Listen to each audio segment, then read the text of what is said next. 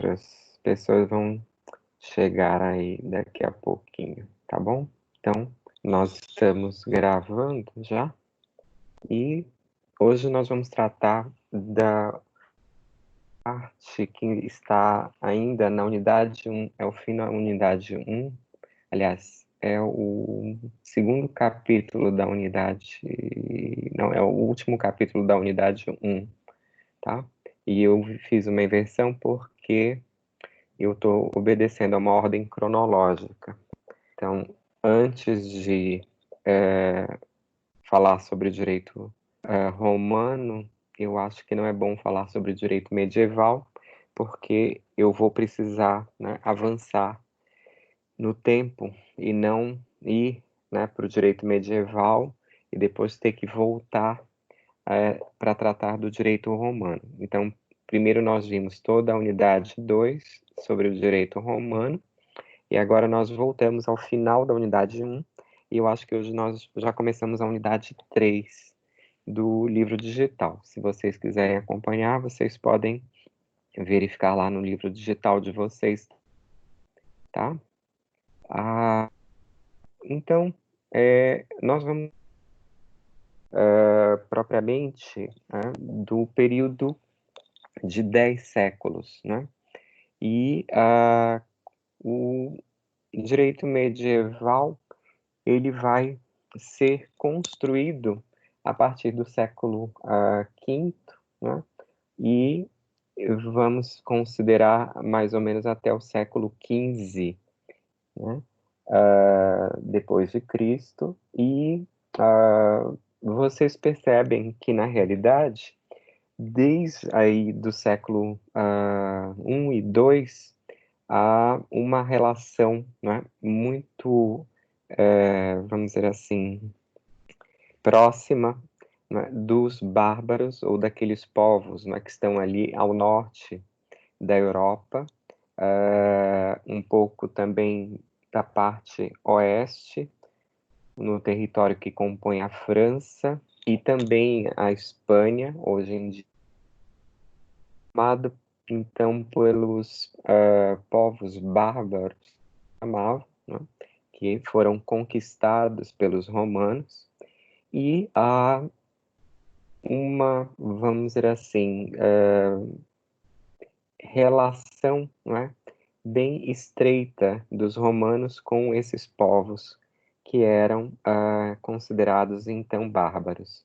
E tanto os povos bárbaros vão receber a influência dos romanos, quanto os bárbaros vão exercer uma influência sobre Roma, sobre o direito romano.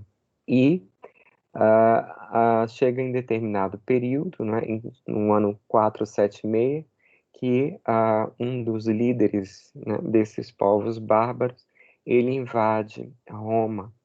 E nós vamos ter, então, aí propriamente a decadência do Império Romano e divisão ou a do território, que era um território unificado. Nós vimos nas aulas passadas, quando nós tratamos, né, do direito romano, que os romanos eles se dedicaram muito às batalhas, às guerras, e em cima dessas guerras eles foram conquistando, né, um vasto território que ia até propriamente o que nós temos hoje em dia como a Grã-Bretanha, a parte do norte da África e ainda a Ásia Menor, ali aquela parte do Oriente Próximo. Então, os romanos eles conseguiram, né, manter um território extenso, centralizado no poder de Roma. E a última fase, né, que nós vamos encontrar também no direito romano, nós vamos ter a fase do império, né? E nós percebemos que nesta fase do império, ele vai trazer para si o poder, por isso que é denominado justamente império. E ele passa a exercer, então, um controle maior sobre as regras, né, do direito, a legislação, o entendimento, a interpretação era conferida aos jurisconsultos, mas o imperador, ele de uma certa forma, concentra, né, o poder em suas mãos. E isso vai provocar, né, de uma maneira ou de outra, aí um enfraquecimento do próprio poder, que estava extremamente centralizado na mão de uma só pessoa, a mão do imperador, né? E acaba, portanto, né, se fragilizando em função de não poder ou não querer fazer, né, ali algumas alianças políticas. Vai levar, então, à própria derrocada do poder romano. Vocês vão perceber também que aos poucos, né, há uma mistura entre dois sistemas jurídicos durante todo esse período da Idade Média. Vocês terão um direito, então, que é de característica romana e um direito que é de característica, vamos dizer assim, dos bárbaros, né? E, além disso, né, vocês vão ter aí a construção de um direito da igreja, de um direito que é fundamentado nos cânones ou nos princípios da Igreja Católica. Então, vocês terão, na Idade Média, né, uma série de regras de ordem diversa, né? E por ser dada até a Idade das Sombras, a Idade Média é considerada a Idade das Sombras, vocês terão aí, ao contrário, né, do que é denominado, um grande avanço, né, no aspecto jurídico. E o direito romano, ele, por incrível que pareça, ele se mantém, apesar, né, de toda a decadência do Império, da conquista, né, dos territórios romanos pelos bárbaros, da mistura com o direito germânico. O direito romano ele vai ser muito valorizado ainda pelos próprios povos bárbaros. E ele se mantém durante toda a Idade Média. Quando nós chegamos ao fim da Idade Média, né, ou quando nós atingimos a Baixa Idade Média, né, vamos dizer assim, juristas, né, que foram grandes compiladores do direito romano, eles vão ser buscados novamente pelos juristas que estão nascendo no século XVII e no século XVIII na Europa. Então, de uma certa forma, há uma ascensão, né, da Idade Média com a ascensão, né, do domínio bárbaro. Então, nós temos, primeiramente, uma alta Idade Média, que vai propriamente até o século X, até o ano 1000, mais ou menos, né? E vocês têm aí, então, século X, século XI, e depois vocês vão conhecer a Baixa Idade Média, né? A partir do século XI em diante, há um declínio, né? Até o estabelecimento, então, da Idade Moderna, com as grandes revoluções, né, que vão marcar aí esta fase.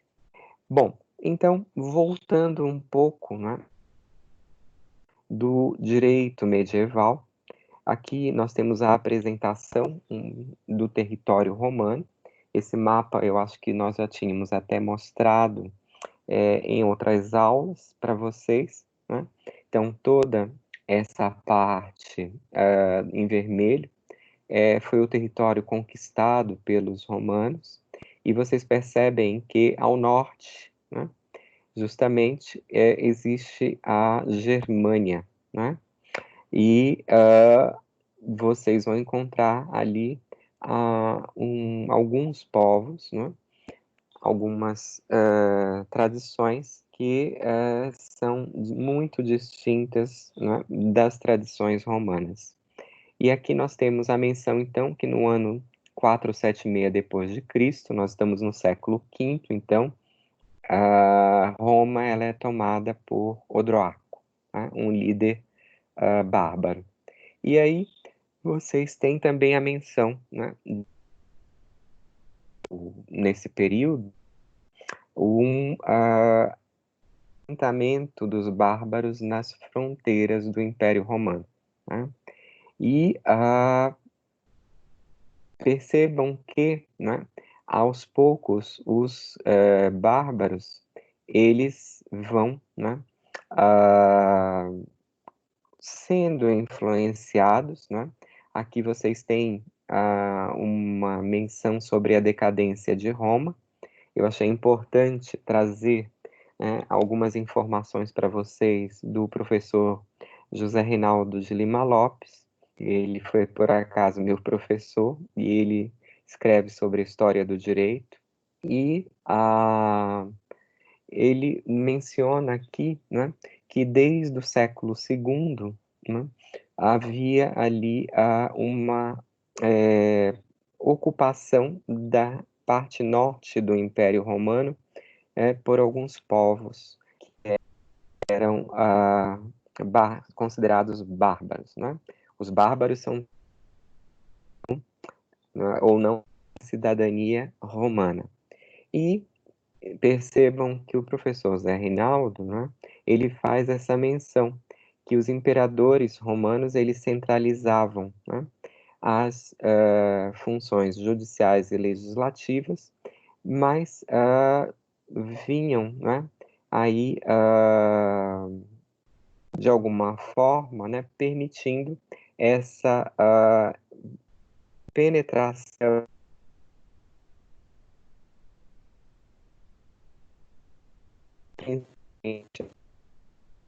sério. E Roma, né, já passa a conhecer uma série de lutas ou de batalhas com esses povos que eram considerados bárbaros, mas também, né, vamos encontrar no próprio interior do império aí uma crise, né? E havia então aqui, vocês percebem, social e política interior do próprio império. E o professor Zé Reinaldo destaca que havia uma barbarização, né, crescente, né, não apenas, né, pelo número de povos bárbaros, né, que estavam ocupando o território, mas também o próprio, vamos dizer assim, povo romano, ele se deixava influenciar e ele perdia alguns dos seus valores, algumas das suas tradições ou seu padrão, como ele chama aqui, um padrão clássico de vida civil, ou seja, aquela vida que está centrada num direito de cidadania, né, do cidadão romano, e é, sobretudo, uma vida que se concentra na urbe, é uma vida urbana, né, nas cidades. Os bárbaros, ao contrário, que de alguma forma eles estavam, vamos dizer assim, se deslocando, né, no território, em função dessas lutas que eles travavam. Então, destaca o professor Zé Reinaldo que os bárbaros, eles tinham, de uma certa maneira, um costume que se assemelhava, né? E eles eram povos que tinham uma centralidade na família, né? As regras que, vamos dizer assim, organizavam esses povos bárbaros eram aquelas regras que tinham origem nas tradições familiares. Então, os problemas, os conflitos, não é? Eram todos resolvidos a partir do que era estabelecido nas próprias famílias.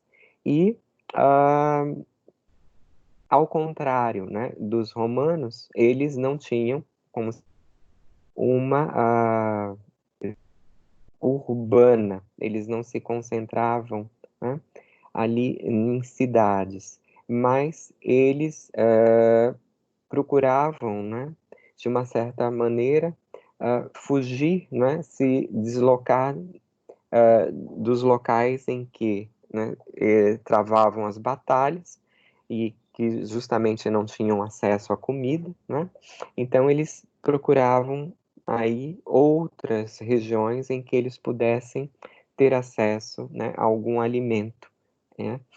E aí vocês têm também a informação de que os bárbaros, eles tinham costumes comuns e eles tinham a metalurgia, né, o trabalho no metal, a ourivesaria, né, era um trabalho em que eles foram muito desenvolvidos, né? E o direito para esses bárbaros no início, né, desta fase em que eles praticamente vão sofrer mais influências das relações com os romanos, eles consideravam o direito romano como um direito superior, né? Eles também acabavam, né, sofrendo a ideia de que os romanos eram considerados povos civilizados, né? Enquanto eles tinham outros costumes, outros hábitos, acabavam sendo submissos, né, a essa organização romana. Então, o direito romano para eles era algo que era valorizado por ser considerado algo superior ao que eles encontravam, né? E vocês também percebem que há, de uma certa, né, uma certa, vamos dizer assim, impossibilidade desses bárbaros manterem, né, o direito romano. Se por um lado eles consideravam o direito romano algo superior, né, eles não tinham como preservar o direito romano, porque eles teriam que preservar toda a organização, né, da vida material romana. E eles tinham, como nós falamos, uma outra organização. Então, não poderiam permitir, né, eles não poderiam, vamos dizer assim, adotar, né, eles não poderiam incorporar o direito romano integralmente. E aí nós vamos ter uma duplicidade de sistemas jurídicos, né?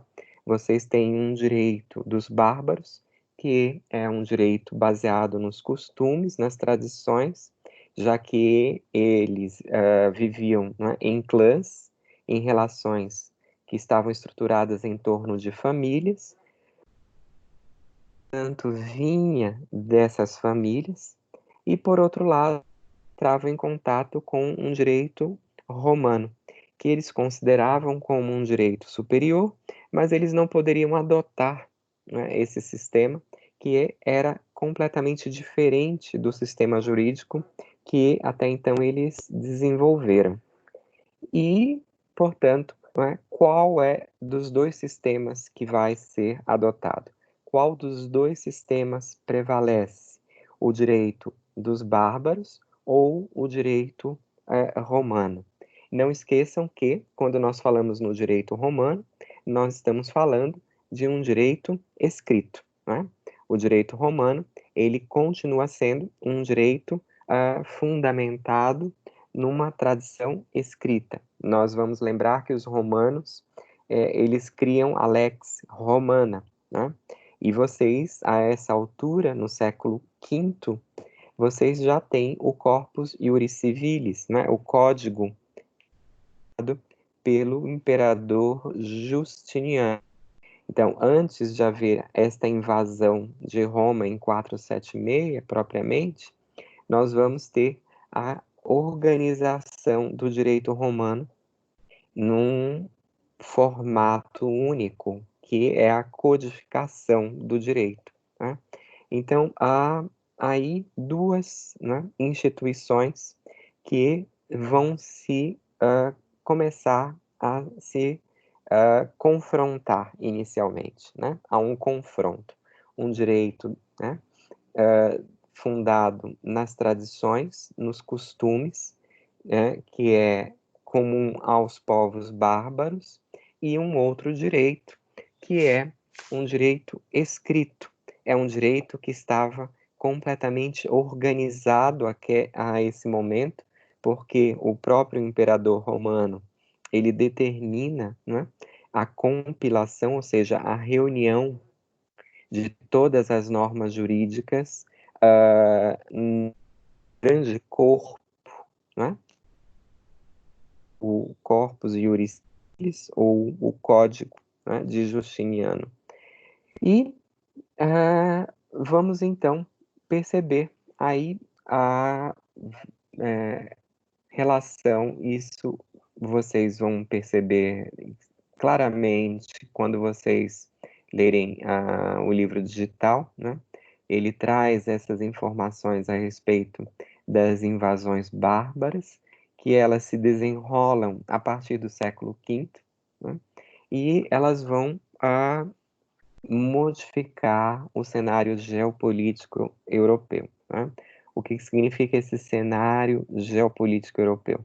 Elas vão modificar o território europeu, aquele território que era centralizado na figura de um imperador que estava localizado em Roma, ele vai se desagregar, né?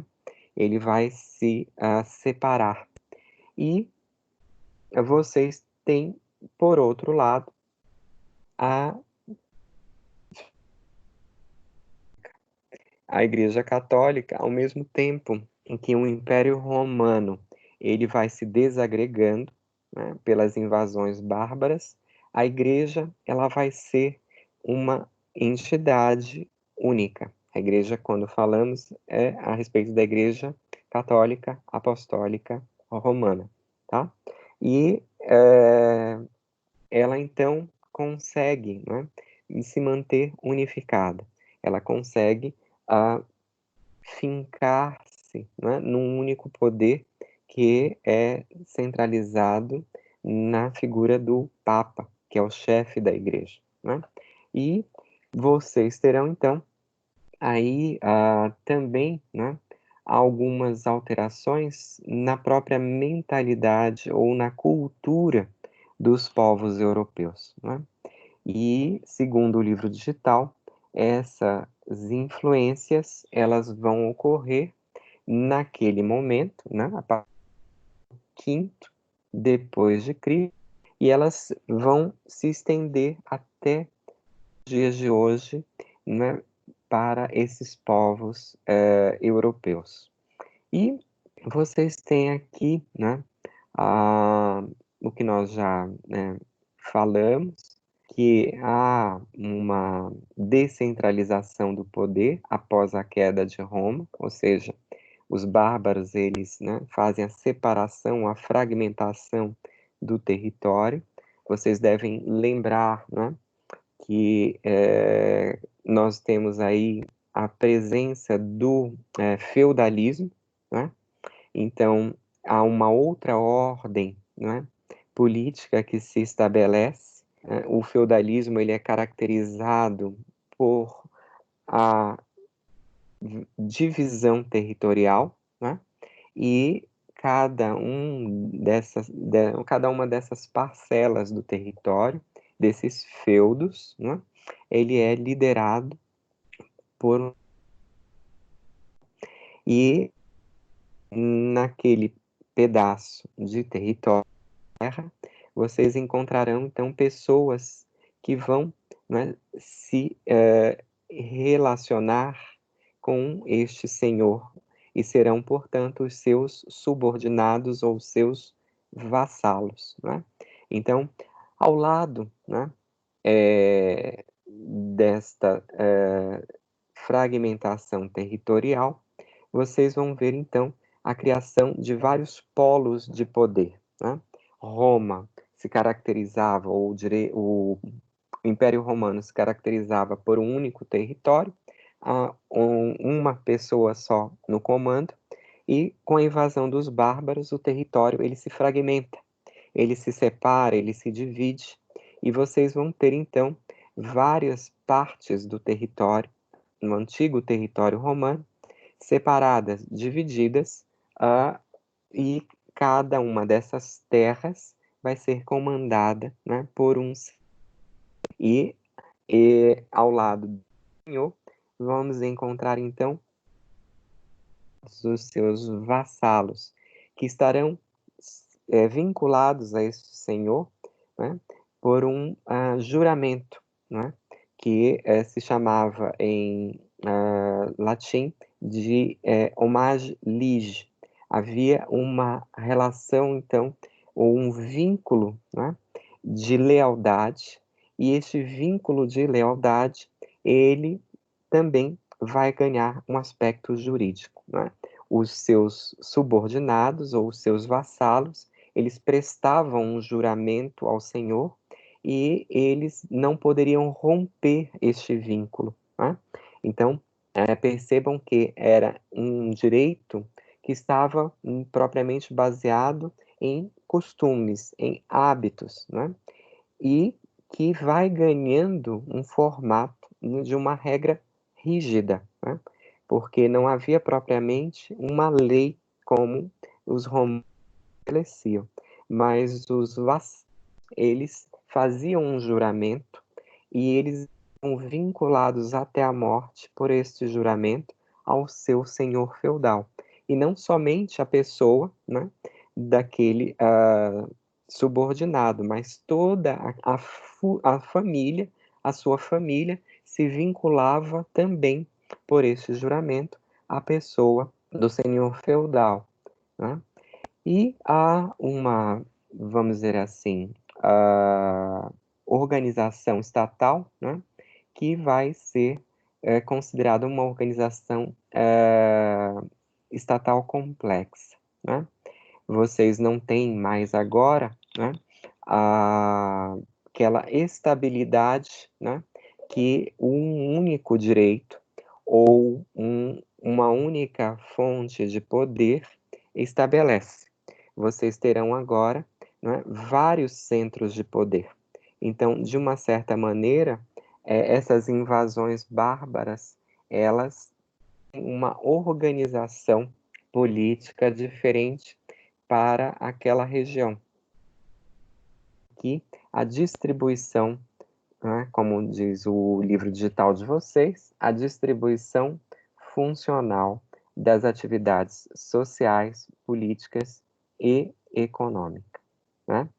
E não esqueçam, é interessante, né, que e nós falamos isso no slide anterior, né, o direito romano, no entanto, ele consegue se manter, né? Ele se mantém até os séculos 17 e 18, no momento em que ele vai ser valorizado outra vez, né? Vamos dizer assim, o elemento, né, que vamos dizer, mantém, né, uma ligação de todos esses povos até nós chegarmos à Idade Moderna, né? Então, apesar, né, de vocês terem todas essas alterações com as invasões, vocês vão ter no direito a influência do direito romano e uma certa importância do direito romano. Percebam que no ano 1000, quando começam a ser pensadas as primeiras universidades, né, quando se desenvolvem as escolas, né, a partir dos escolos ou, né, dos escolásticos, né, que vão ser aqueles preceptores ou o germe, aí, a origem dos primeiros professores, né, na Europa, vocês vão ter a presença do direito romano.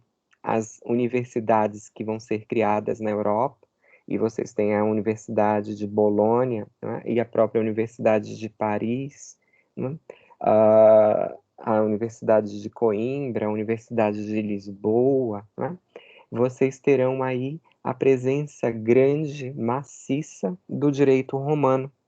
E se estende, né, até o período revolucionário.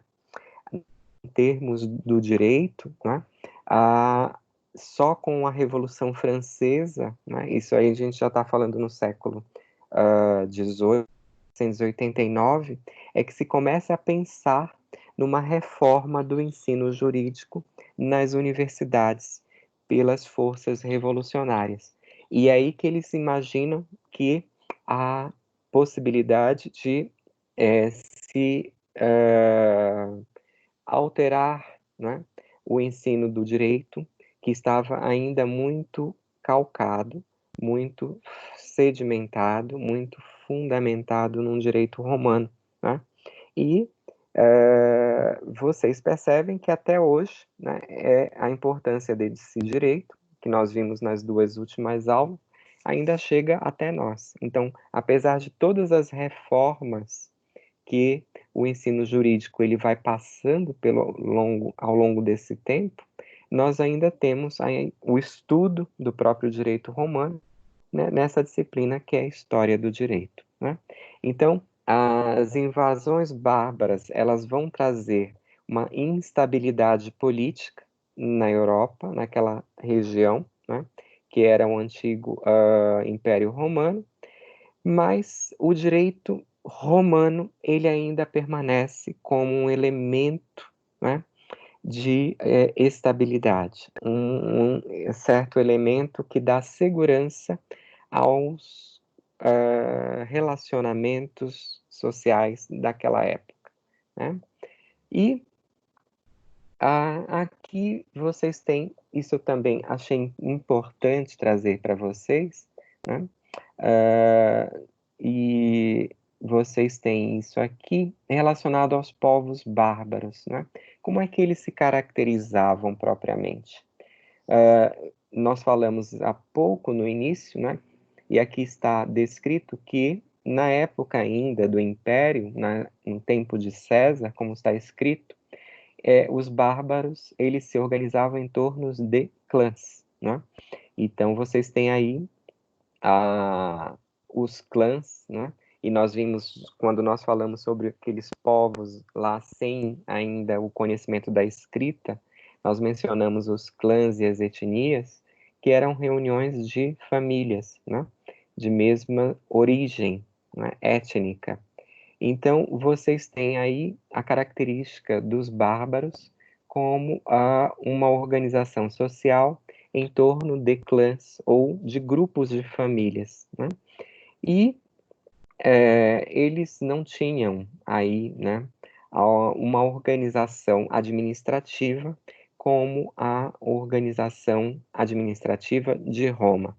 Percebam que Roma, ela estabelece uma burocracia estatal, ou seja, havia, né, a política dos líderes, dos governantes, e ao lado desta parte política, né, no Estado, nós encontramos aqueles que eram os, vamos dizer assim, servidores públicos da época, né?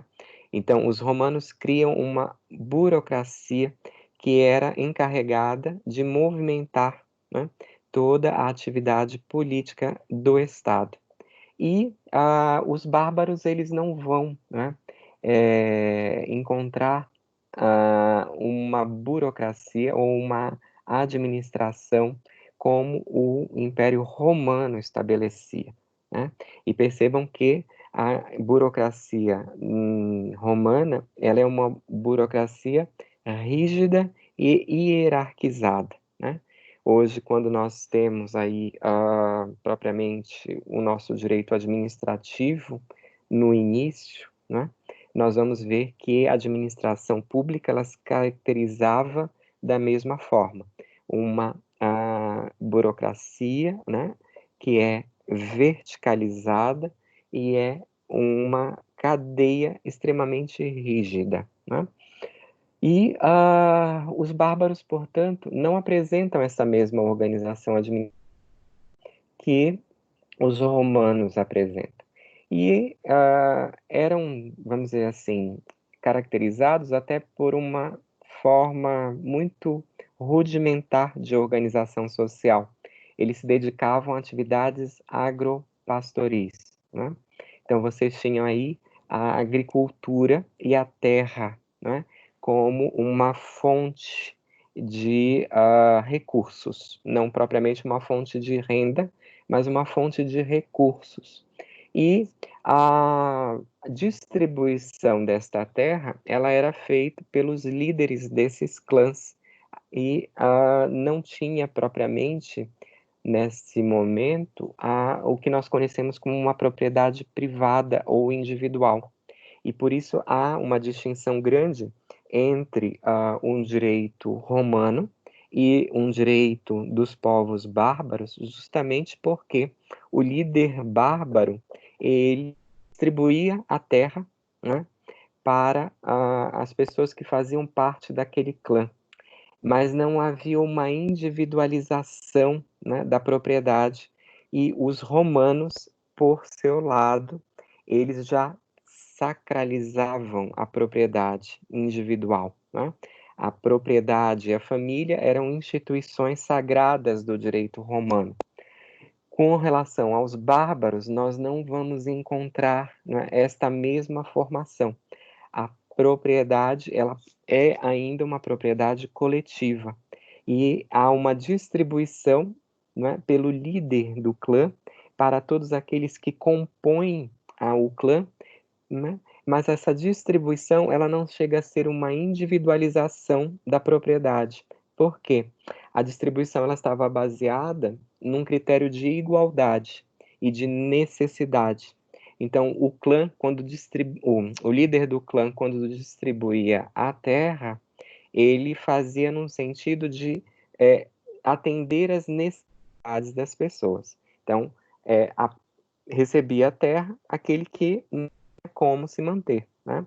Ele, portanto, apresentando uma necessidade, ele tinha a outorga de um pedaço de terra pelo líder do clã. E assim nós vamos ter vamos dizer assim, manutenção de uma igualdade entre as pessoas que faziam parte do mesmo clã, para que uns não tivessem como se manter e aos outros fosse negada a manutenção, tá?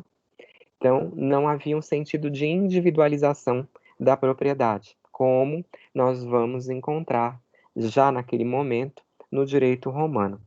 E de uma certa maneira, né, vamos dizer assim, esse primeiro contato desses povos bárbaros com os romanos, eles também vão, né, sofrer uma influência do direito romano. Ao mesmo tempo que eles vão, né, se aproximando do território, eles vão ocupando o território romano, eles também sofrem uma influência das regras, né, do direito. E, aos poucos, essa distribuição da terra, que era baseada na necessidade e visando, sobretudo, a manutenção da igualdade, acaba sendo transformada numa propriedade individual. E, aos poucos, entre os bárbaros, vão se formar pequenos grupos elitizados, que, no caso, são chamados de pequenas, vamos dizer assim, aristocracias. Então, vocês vão perceber que esse contato, né, com os romanos vai alterar um pouco a organização desses povos bárbaros. Por quê?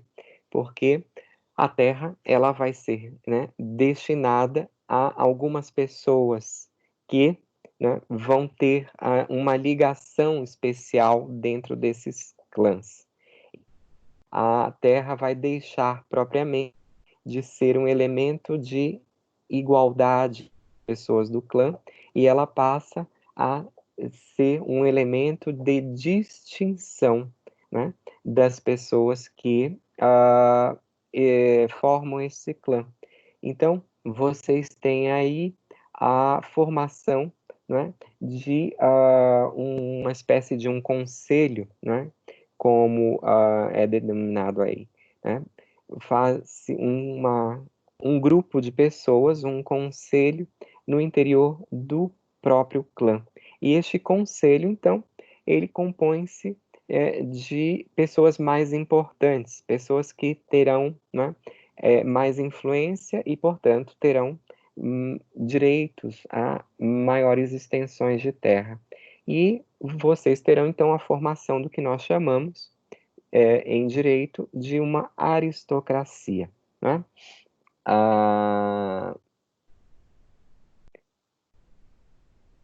E se formam, então, e os reinos bárbaros, né? Vocês têm aqui, numa informação do professor José Reinaldo de Viana Lopes, uma pequena, vamos dizer assim, demonstração do que eram esses reinos bárbaros já no século VI depois de Cristo. Então, vocês têm aqui a presença dos francos, né? E esse povo bárbaro, ele estava liderado por Clovis, né? Eles estão localizados propriamente onde há a França, o território da França, ou mais assim ao norte da França hoje em dia, né? Vocês têm os ostrogodos, sob a liderança de Teodorico, e vocês têm os visigodos sob a liderança de Eurico, e depois de Alarico, do lado dali da Espanha, né? Hoje o conhecemos como a Espanha. E aqui ele menciona, os francos controlam o norte do que hoje é a França. Os ostrogodos controlam a Itália, no sul setentrional. Aliás, setentrional, a Itália do norte, a partir de Ravenna. E os visigodos controlam a França ou a Gália, a parte do sul da França, né? E vocês têm aqui um mapinha também que eu acho interessante a gente colocar para ter uma visualização do que a gente está estudando, falando, né? Então percebam que vocês têm aqui, né, na região da França, vocês têm um território dos francos, né? Na Espanha vocês têm os visigodos, e aqui no norte da Itália, Itália setentrional, vocês têm os ostrogodos, né? E ao sul da França vocês têm, né, a Gália, os gauleses, tá? E cria, naquele momento, o que o professor José Reinaldo de Lima Lopes chama de o direito romano dos bárbaros, né? É a Lex Romana Barbarorum, né? E percebam que, né, essa ideia de superioridade do direito romano, ela se estende, né, para esses povos bárbaros, né? Então, eles ainda entendiam, né, que o direito romano era superior ao direito que eles traziam, né? E vamos dizer assim, o direito romano, ele passa a ser adaptado, né? E isso dá origem ao que nós vamos conhecer como um direito romano barbarizado ou vulgar. Vulgar no sentido de ser comum, não é algo negativo, né? Mas é algo que é comum a todos aqueles ali, né? E de uma certa maneira, né, os povos bárbaros que se fundamentavam nesse direito romano barbarorum, eles tinham um certo destaque, né? Eles ganhavam uma certa distinção, porque eles tinham um direito, né, costumeiro, mas tinham algumas instituições que estavam fundadas no direito romano. Então percebam que logo após a invasão, né, do território romano e dessas confrontações entre os dois sistemas, aos poucos nós vamos conhecendo uma unificação do sistema jurídico, né? Existe uma mistura, então, de um direito bárbaro com um direito romano, né? E vamos aqui algumas distinções. O livro digital de vocês faz algumas caracterizações do que era o direito chamado direito germânico, né? Vocês têm aqui um direito baseado em costumes, né?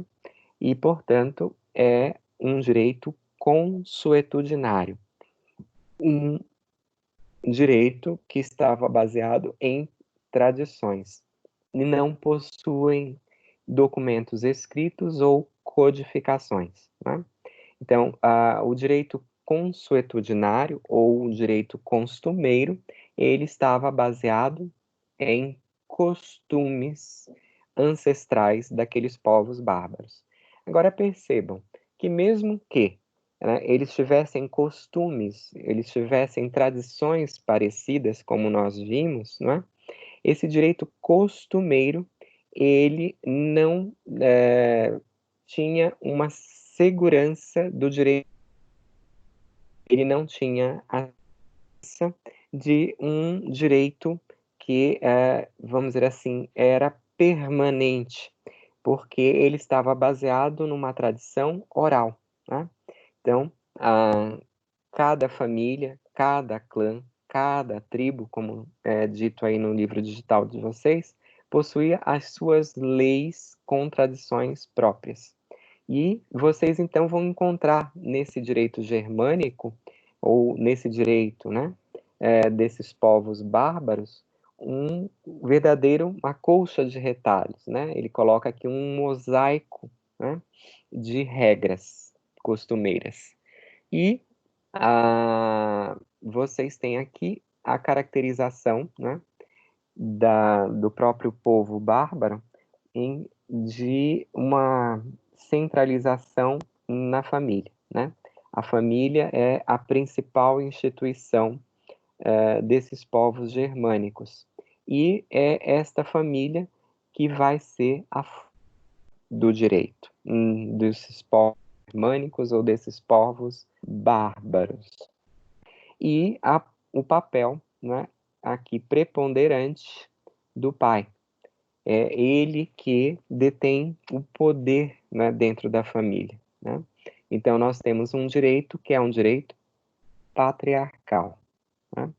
Então, há aí, de uma certa maneira, né, uma também assunção de responsabilidades, né, desta família sobre os atos praticados, né, pelos seus descendentes.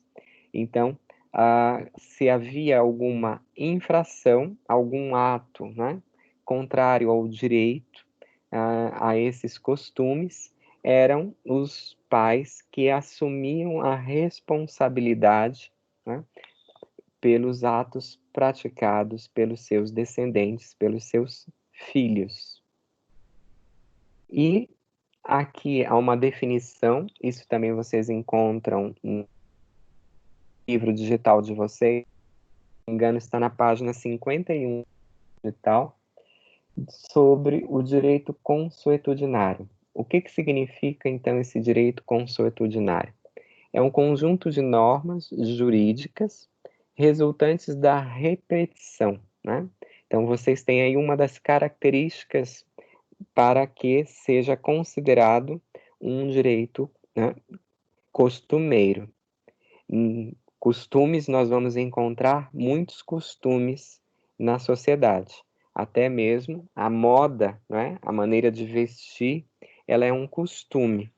Mas quando nós falamos sobre direito costumeiro ou um direito consuetudinário, nós vamos verificar que são necessários alguns requisitos, né? E um desses requisitos é justamente a repetição. Eu preciso, né, repetir, né, aquele costume, aquele hábito. Então, o direito consuetudinário é um conjunto de normas jurídicas resultantes de uma repetição, né? De uma, vamos dizer assim, de um reforço. Em cada movimento repetido, eu reforço aquele costume, né? Constante de condutas acompanhada da convicção de serem necessárias para disciplinar as relações jurídicas. Ou seja, eu repito aí as mesmas atitudes, por quê? Porque há uma crença, né? Há uma crença que essas regras, elas são necessárias. Então, para que eu conviva com as demais pessoas, eu preciso manter algumas regras, né? Eles entendiam que nós não poderíamos nos relacionar, né, de uma forma totalmente alheia a um regramento. Então, eu preciso de regras de conduta, né? E nesse sentido de ser algo, né, necessário, a ideia de obrigatoriedade, né? Então, a norma costumeira, ela também tem uma outra característica, que é a obrigatoriedade. Eu não posso desobedecer a norma costumeira, né? Não é porque ela não está escrita que ela se torna uma norma, vamos dizer assim, frágil. Ela não detém a parte, né, correspondente ao poder normativo, né? Ela deve obrigar as condutas em sociedade. Então, o direito consuetudinário é todo esse conjunto de normas jurídicas que são resultantes de uma repetição e são acompanhadas da ideia de obrigatoriedade, né? Dessa ideia de necessidade de se estabelecerem relações que respeitem uma uniformidade, tendo que manter a mesma, né, conduta com todas as pessoas com quem eu me relaciono, né? E vocês aqui têm também uma outra informação interessante. O direito consuetudinário, ele não passa por um processo formal de criação das leis, né? Esse processo formal, hoje em dia, nós vemos que ele é submetido, por exemplo, ao Congresso, né? Eu tenho uma relação entre o poder executivo e o poder legislativo. Percebemos ao longo dessas aulas, né, que cada fase e cada povo traz um processo de criação de regras diferentes, né? Mas as leis, elas, né, normalmente passam por um órgão que é de representação popular, né? E o direito consuetudinário, ele não vai ter esse processo formal, né? Elas não esse caráter, né, de serem sancionadas ou julgadas, né, por um órgão de representação popular. E elas são apenas originárias desta repetição, desta tradição e da ideia de que a regra é necessária, ou seja, da obrigatoriedade ou do dever de cumprir a tradição, né? Certo isso? E aí, nós temos algumas questões para fazer para vocês. Eu já estou falando há um bom tempo, né? Quase há 1 hora. Então, agora eu vou me calar e vocês é que vão falar. E eu queria, então, propor uma primeira questão, né? Há alguma semelhança né, do direito costumeiro dos povos bárbaros e o direito costumeiro contemporâneo? O que vocês acham?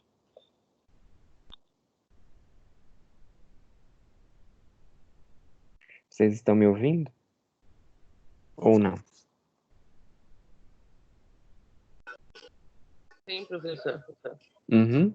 Então, o que vocês me dizem? Eu vejo. Boa noite, primeiro, desculpa. Oi, Eduardo. Tudo bom? Boa noite a todos. Uhum. Eu vejo semelhança lá, por exemplo, no direito de família, né? Que os filhos são responsabilidade, os atos cometidos pelos filhos menores de 18 anos é responsabilidade dos pais. Uhum. Essa é uma questão que está, inclusive, trazida pelo próprio livro digital de vocês, né?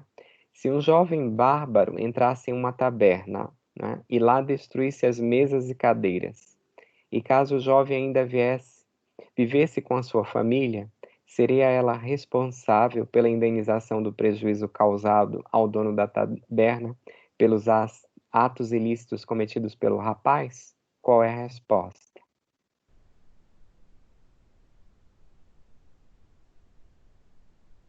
Sim, é a responsabilidade, porque se baseia no princípio, uma das coisas do direito nessa questão aí são familiares, né? Uhum. É familiar. Então, e isso é semelhante na nossa justiça. No nosso direito civil atual, contemporâneo. Os pais são responsáveis pelos atos dos filhos, né? Até que eles tenham 18 anos. Até que eles obtenham a maioridade, não é isso? Isso. Uhum. Muito bom. E existe alguma semelhança entre o direito costumeiro daquela época com o direito costumeiro contemporâneo? Porque hoje nós não estamos falando sobre direito costumeiro. Lá no Código Civil essa regra está escrita. Então deixou de ser um direito costumeiro. Ela é uma regra escrita. Mas nós temos ainda um direito costumeiro contemporâneo? Um direito costumeiro nos dias de hoje? Não, né? Nosso direito é todo escrito, codificado por escrito. Só vale o que está escrito. E onde é que nós vamos encontrar o direito costumeiro na atualidade? Ele é informal, né? Uhum. Na formalidade, ele é todo escrito, porque nós temos um Código Civil, não é isso? Por exemplo, temos uma Constituição onde está tudo escrito. Não temos uma base consuetudinária, né, de usos e costumes, como tem os países de origem britânica, lá das colônias britânicas, né, os países, o Reino Unido. Nós somos todos escrito, né? Nós temos essa organização toda escrita. Certo. E vocês vão encontrar o quê? Hoje como um direito costumeiro. Onde é que ele se coloca para nós? Ele se coloca. Ele está presente no direito comercial, não é isso? Nós temos aí algumas regras costumeiras que foram criadas a partir do quê? Das relações comerciais. E qual é o ramo do direito que envolve, né, essas regras costumeiras mais claramente? É o direito. Quando nós falamos em comércio, né, nós estamos falando de comércio também entre os próprios estados, né? Então, como é que eu vou conciliar todas essas regras diferentes aí entre os vários estados?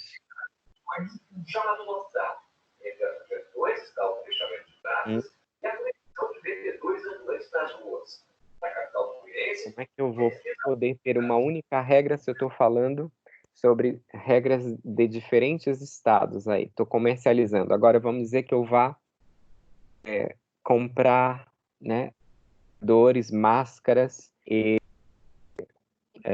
que mais? Material lá da China. Será que o direito chinês ele é igual ao direito brasileiro?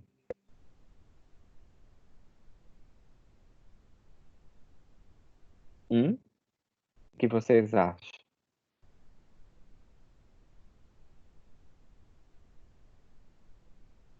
Vocês estão me ouvindo? Não, o direito chinês até foi adequado ao direito ocidental justamente por questões comerciais nos últimos 30 anos, né? Porque o direito Uhum. chinês tinha até uma características bem específica. Ele Também foi, não? ele Uhum. ocidentalizou por conta das questões comerciais da China. Perfeito. Então, como é que eu vou encontrar, né, aí uma conciliação quando eu faço esse comércio internacional? Qual é a base dessas regras de comércio internacional? É o direito, Código comercial, né? costumeiro ou consuetudinário, né? Então, vocês encontram no comércio internacional algumas regras que foram, né, escritas, mas elas estão fundamentadas também nos costumes que foram criados pelo comércio internacional, né? Então, nessas relações, nós vamos ter normas que estão escritas, mas elas têm a raiz num direito costumeiro. As regras de direito internacional, elas normalmente são regras de direito costumeiro ou consuetudinário, né? Então, percebam que há uma relação, né, ainda do nosso próprio direito contemporâneo com aquele direito, né, consuetudinário que surge ou que se destaca neste momento, né? É claro que nós temos as devidas diferenças em função do histórico que nós vivemos, mas nós temos aí uma origem, né, de regras que estão fundamentadas num direito consuetudinário, né? Isso é bem interessante, né? Porque quando a gente imagina que esse direito ele já se extinguiu, já desapareceu, nós vamos encontrá-lo ainda nos dias de hoje, né? E aí, portanto, nós vamos encontrar a formação de um direito no território europeu, né, naquele momento, e que vai ser caracterizado por um direito que é, em parte, fundamentado nas regras escritas do direito romano e um direito que está fundamentado em regras costumeiras do direito germânico, né? Mas que acaba, né, tendo aí muita das leis escritas, codificação que vem aí do século V de Justiniano, né? E que influencia todo o direito desse período. E os europeus, então, eles vão criar um sistema jurídico que é chamado de sistema da civil law, né? Percebam que aí a raiz, né, civil law, ela vem de uma raiz latina, uma raiz romana. É o direito civil, né, ou um direito daquele que vive, né, na polis, que vive nas cidades, na urbe romana, e é um direito que está atrelado a um status, à condição de cidadão, né? E, portanto, vocês podem, né, hoje, classificar o direito, né, que tem a base, né, escrita como um direito românico ou, né, da civil law, segue um sistema da civil law e também é chamado de continental europeu, né? E é o sistema que nós adotamos aqui, porque nós somos povos latinos, né? Nós somos latino-americanos, temos essa origem latina, e acabamos adotando, né, como uma herança dos nossos, vamos dizer assim, colonizadores, o mesmo sistema jurídico. Então, o nosso direito aqui no Brasil, ele é caracterizado da mesma forma. Nós estamos falando de um direito escrito, ou romano-germânico, né, ou continental europeu, ou, né, vivemos sob um sistema jurídico que é o sistema jurídico da civil law, né? Então, todas as vezes que nos encontrarmos essa expressão, sabemos que é o sistema jurídico ao qual estamos subordinados hoje no Brasil. Não sei se vocês conseguem compreender, né? Mas há aqui a união, né, do direito costumeiro germânico, não codificado, que recebe a influência do direito romano, que era codificado, né, com leis escritas e codificadas, que forma, então, um sistema jurídico que é chamado romano-germânico, né, também conhecido como civil law, né, e é baseado, né, nesse sistema jurídico que vão ser criadas as nossas normas jurídicas. Então, o nosso sistema está baseado aí numa fonte que é escrita. E qual seria essa fonte escrita, então, do nosso direito? Vocês fazem alguma ideia?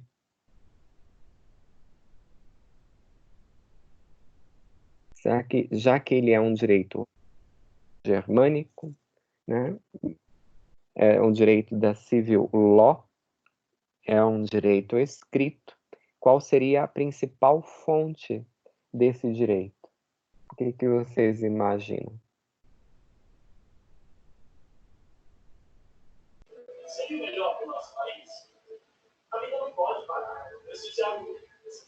É o direito romano, né?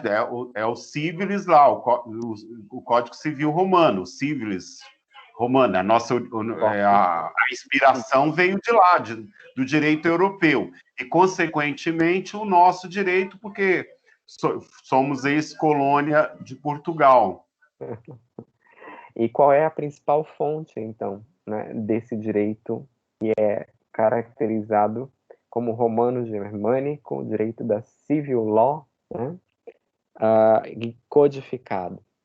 Quando vocês abrem o Código Civil, o Vademecum de vocês, vocês já estão usando o Vademecum nas aulas ou não? Quando vocês abrem a conta, qual é a principal fonte, então, do nosso direito, em função de tudo isso que a gente está falando? É a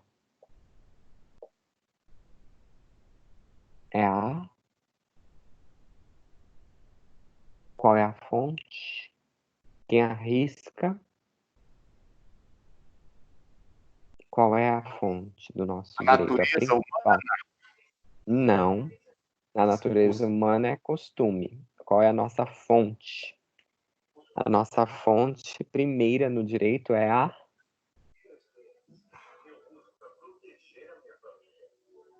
Qual é a norma escrita? Como ela se chama? É a Constituição, no nosso caso. Isso. Que é a nossa lei maior. A nossa Sim, principal fonte de direito é a lei. A Constituição. É a lei maior. É a lei Sim. fundamental. Tá? Então, percebam que, com base nisso, conseguem construir algumas ligações com o direito atual, né? Quando vocês começarem a estudar o direito civil, não sei se vocês estão fazendo já a disciplina, vocês têm a lei de introdução às normas do direito brasileiro, né? Elas estão ali no início do Código Civil Brasileiro, e vocês vão encontrar, né, nos primeiros artigos da lei de introdução às normas do direito brasileiro, quais são as fontes do direito. E lá vocês encontrarão a menção à lei, né? E por que a lei é a primeira dessas fontes? Porque nós somos baseados nesse direito romano-germânico, tá? Nós somos um direito que é um direito do sistema jurídico da civil law ou do sistema vigente, né, na Europa continental. Entendido isso, gente? Tá? Isso aí é questão de prova, isso é questão de concurso. Encontrar esta ideia em qualquer concurso que vocês façam na área do direito, vocês vão ter uma questão relacionada a isso, tá? Então, é importante que vocês façam essa ligação, né? Porque aí fica mais fácil depois, quando vocês forem estudar o direito civil, que vocês façam, né, a ligação de uma forma, vamos dizer assim, raciocinada, né? Por que que a fonte primeira é a lei?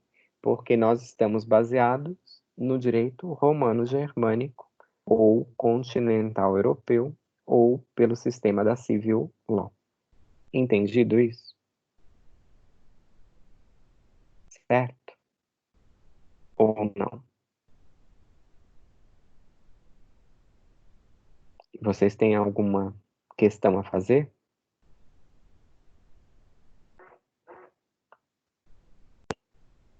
Vamos ver, né? Aí no slide seguinte, a criação de um direito romano medieval, né?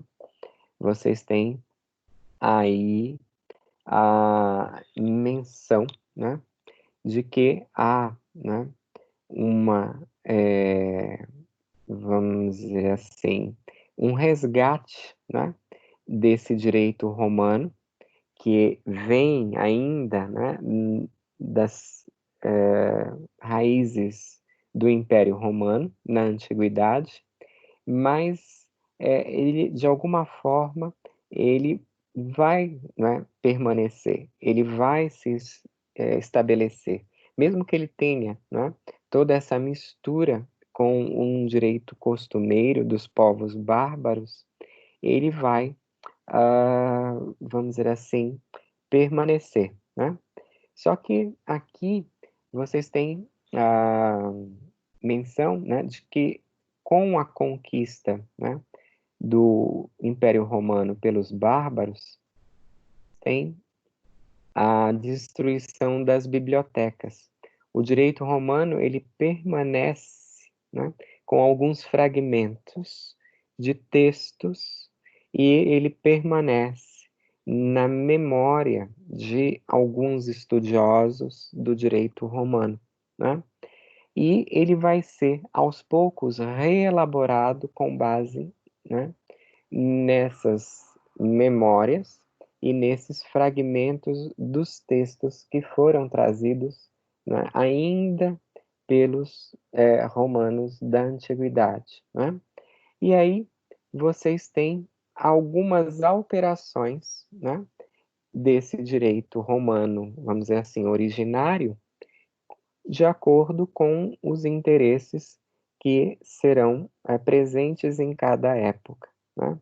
Então, aos poucos, né, essas alterações com um direito dos povos bárbaros e esta perda, né, dos registros do antigo Império Romano, elas vão, né, criar aí um outro direito romano, né? Ele traz algumas raízes, alguns vínculos do direito antigo, mas ele vai ser, né, gradualmente alterado. E aí vocês têm a figura, né, do imperador Justiniano, que vai, né, determinar a compilação das regras, né, do direito romano que existiam naquela época, ou seja, compilar significa reunir, né?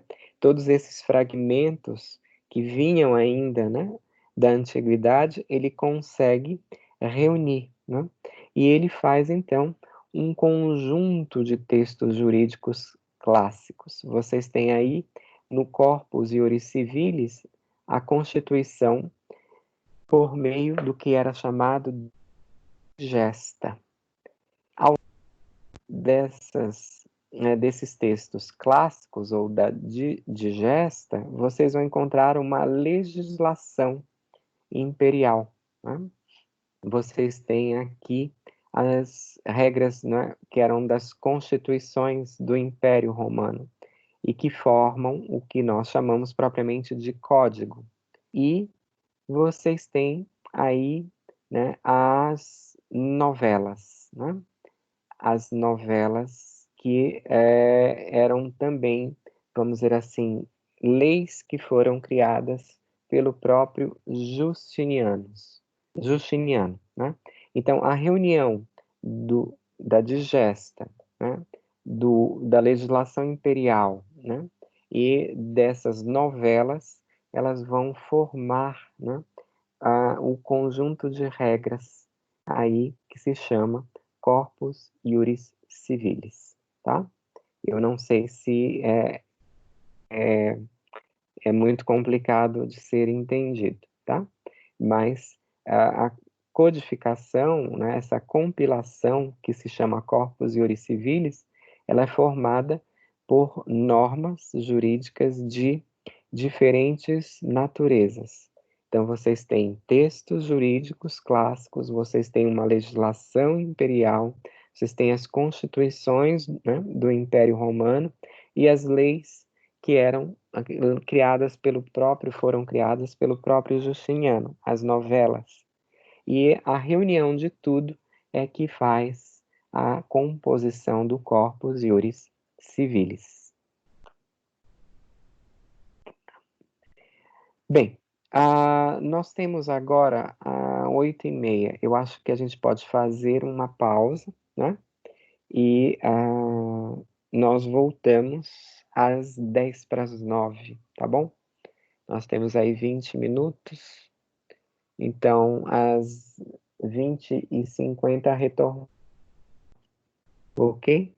Vocês estão a esse respeito de tudo que foi falado até agora? Sim, professor. Tem alguma questão que vocês queiram esclarecer ou não? Sim, querendo. Diga, quem está falando? Qual é a pergunta?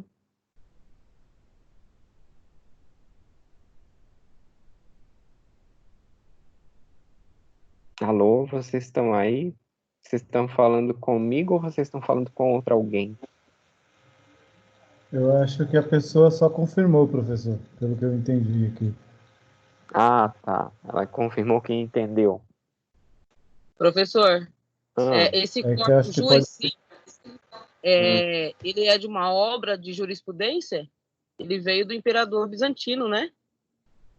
Ele vem, né, do período, né, do imperador Justiniano, e ele não é propriamente uma jurisprudência como nós entendemos a jurisprudência nos dias de hoje, tá? Porque a jurisprudência naquela época, se nós formos lembrar da aula passada, né, ela era exercida pelos jurisconsultos, né? Então, a jurisprudência eram as interpretações dadas, né, a respeito do direito por aquelas pessoas que tinham a prudência ou a sabedoria, né, ou a experiência, né? E elas então conheciam a interpretação correta, vamos dizer, né, das regras jurídicas. Então, vocês têm aqui a compilação, que significa o quê? A reunião de quê? De textos jurídicos clássicos, né? E aí, e como eram chamados esses textos jurídicos clássicos? Eles vão compor, né, esse corpus iuris civilis com o nome de digesta. Vocês têm uma parte ativa, ou seja, que é composta de normas, de leis que vêm do imperador romano, antigo ainda, e que vai ser chamado de código. E também vocês têm aqui, né, as constituições e leis, né, anteriores, né, a Justiniano, e as próprias leis, né, que eram do período de Justiniano, que vão ser conhecidas como novelas, né? Então, a reunião de tudo isso, né, a digesta, o código, as constituições, as leis anteriores, as leis de Justiniano, as novelas, elas vão dar formação ao corpus iuris civilis, né? A noção de um corpo, né? Ou seja, de uma composição de normas jurídicas, de origem ou de naturezas diferentes. Todas elas vão compor o corpus iuris civilis, né? Então, ele não é formado apenas de leis, ele é formado de textos, né, de interpretações, de leis, né, constituições imperiais, né? Então, isso tudo vai ser reunido e dar origem a este corpo de normas, né, do direito romano. E ele traz, né, uma influência por todo esse período aí medieval, né? Nós vamos ver daqui a pouco a presença do direito canônico, né? Mas ao lado do direito canônico, nós vamos ter esse direito romano-germânico, né? Então, ele vai ser a base, né, de um direito que permanece durante toda a Idade Média. E apesar mesmo, né, de vocês terem aqui modificações de acordo com os interesses, né, da sociedade da época, ele vai ser ainda a origem, a base, né, dessas normas jurídicas. Certo isso? Isso reforça a ideia, né, de que é escrito. A base desse direito é a norma escrita. Todas as vezes que nós tivermos que consultar as origens, né, as fontes do direito, nós vamos consultar as normas escritas em primeiro lugar, né? E daí que nós reforçamos que o nosso direito tem como principal fonte a lei, até os dias de hoje, já que nós temos a mesma, vamos dizer assim, natureza jurídica, a origem é a mesma. Entendido isso? Ou não? Sim, professor, entendido. Tá? Ok? Bem, então paramos por aqui e voltamos 10 para as 9, tá bom? Eu vou parar a gravação e retornamos daqui a pouquinho. Não vão